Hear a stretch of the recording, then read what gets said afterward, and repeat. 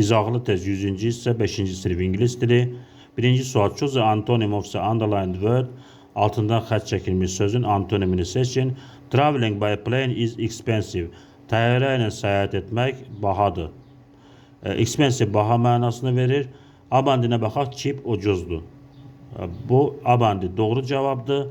B bəndi fast sürətlidir. C bəndi slow yavaşdır. D bəndi useful faydalıdır. Doğru cavab A bəndidir. İkinci sual. Choose a pair of nouns in the singular. Təkdə olan isimlər cərgəsini seçin.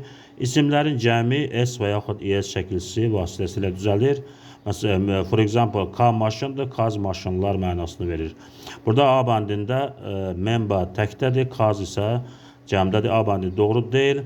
B bəndində boats cəmdədir. B bəndində doğru deyil. C bəndində maps, mask sözləri hər ikisi cəmdədir.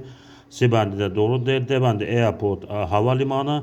Road yol mənasında ikisi də təkdədir. D bəndi doğru cavabdır. Üçüncü sual. Choose the correct article. Düzgün artiklı seçin. Sometimes there are clouds around plane. Bəzən təyyarənin ətrafında buludlar var. Burada baxaq hansı artikl işlənə bilər. Clouds cəmdədir. Qeyri-müəyyən artikl burada işlənə bilməz. Qeyri-müəyyən artikl yalnız sayıla bilən tək isimlərin qarşısında işlənir. Birinci tərəfdə artikl olmaz.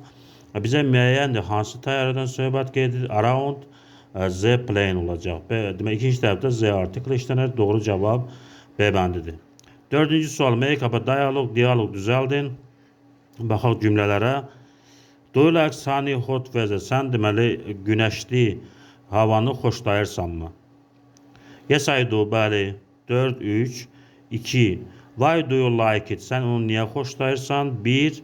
I go to the beach and swim in the sea. Mən çimərliyə gedirəm və dənizdə üzürəm. 5. I enjoy swimming and sunbathing too. Mən də üzməyi və günəş vannasını qəbul etməkdən zövq alıram. A bəndi doğru cavabdır. 5-ci sual. Choose a yes no question.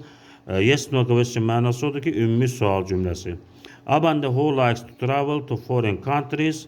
Burada who ilə başlayır, kimlə başlayır cümlə xüsusi sual cümləsidir.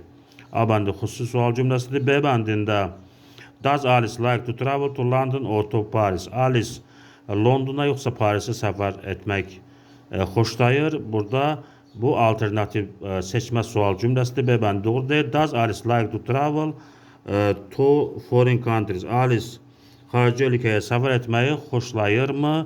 C bəndi doğru cavabdır. Ümumi sual cümləsidir. D bəndi isə xüsusi sual cümləsidir. Doğru cavab C bəndidir.